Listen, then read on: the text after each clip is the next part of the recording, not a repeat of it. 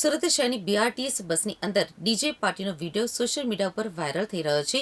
બસમાં ડીજે પાર્ટીનો video viral થતાં જ ભારે વિવાદ સર્જાયો છે. કિડ લોકલ નામની સંસ્થાએ બસમાં ડીજે પાર્ટી કરી અને વિડીયો અને ફોટોગ્રાફી કરી છે. આ ઘટના બાદ પાલિકાએ સંસ્થા સામે નોટિસ આપવાની પ્રક્રિયા હાથ ધરી છે. 9મી ઓગસ્ટના રોજ ડીજે પાર્ટી કરાયાનો ખુલાસો થયો છે. કોઈપણ મંજૂરી વિના પાર્ટી કરાયાનો ખુલાસો થયો છે. આ સમગ્ર મામલે કિડ લોકલ સંસ્થાએ મૌખિક મંજૂરી આપી હતી. જોકે આ મંજૂરી ડેપોની અંદર શૂટિંગ કરવા પૂરતી જ હતી.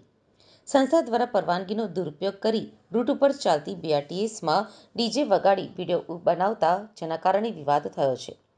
મળતી માહિતીના આધારે 9મી ઓગસ્ટના રોજ આ કાર્યક્રમનું આયોજન કરાયું હતું.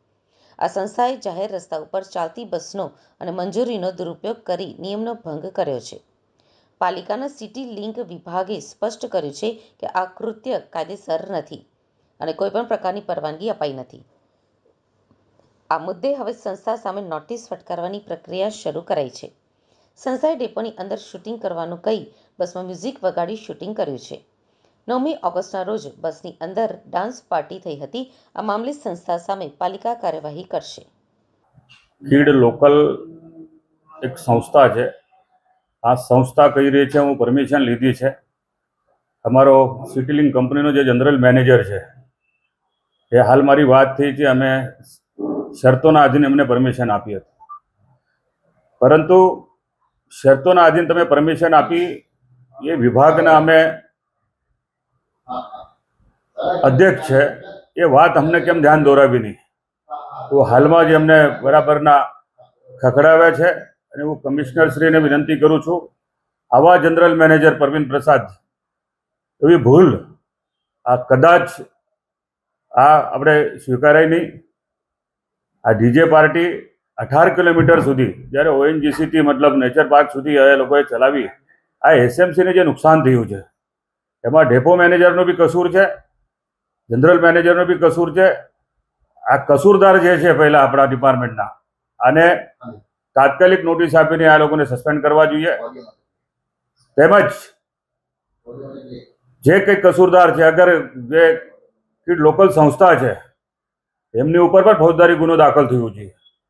સુરત મહાનગરપાલિકાએ આજ દિન સુધી કોઈ પણ સંસ્થાને ઠરાવ કરીને હજુ સુધી બસ ફાળવવાની કોઈ નીતિ જ નથી.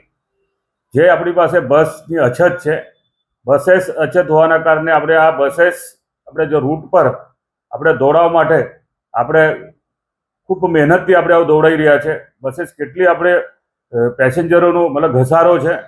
બસેસને તમામને આપણે જીપીએસ લાગેલા છે.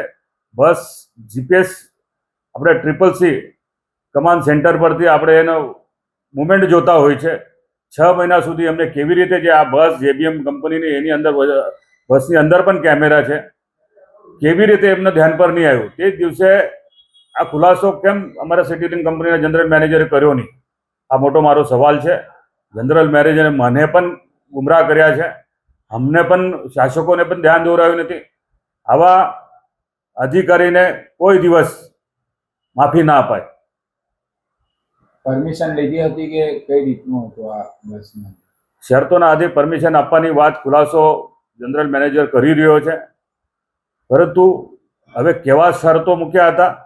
શરતો મૂકી તો આ કેવી રીતે ત્યાં બસમાં આ લોકો બેઠા? તો આપણો માણસ એની સાથે હતો કે નહીં હતો? આ ડેપો મેનેજરે કેવી રીતે બસની ફાળવણી કરી? આપણા ઓએનજીસીથી નેચર પાર્ક સુધી 18 કિલોમીટર સુધી આ બસ જાય છે. કેટલા લોકોને એમને બાનમાં લીધા હશે? આ કેટલી મોટી મતલબ આ સુરત મહાનગરપાલિકાની બરાબર કે એની ક્ષતિ બતાવે છે. તો આ ગંભીર બાબત છે.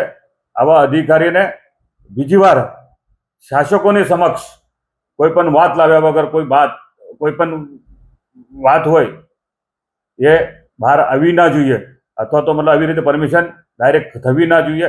એટલા માટે આ દાખલો બેસાડવો જરૂરી છે.